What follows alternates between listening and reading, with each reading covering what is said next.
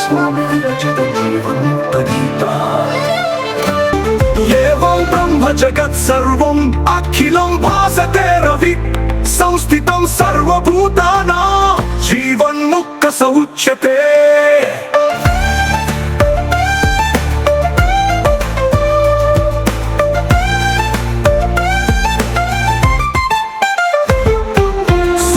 సమస్త విశ్వమును ప్రకాశింపచేయునట్లు సర్వభూతాంతరాత్ముడు అయిన బ్రహ్మము జగత్తునంతటిని ప్రభావితమునర్చుచున్నాడు. దీనిని గ్రహించిన దివ్యాత్ముడే జీవన్ముక్తుడు అని చెప్పబడుచున్నాడు.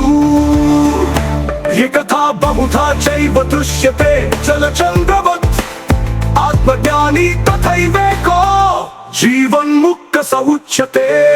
జలములయందు చంద్రుడు అనేకములుగా కంపించినను చంద్రుడు ఒక్కడే అయినట్లు ఆత్మజ్ఞానము నొందిన వాడు అద్వయుడే అగుచున్నాడు అనడి సత్యమును గ్రహించిన వాడు జీవన్ముక్తుడు అనబడుచున్నాడు.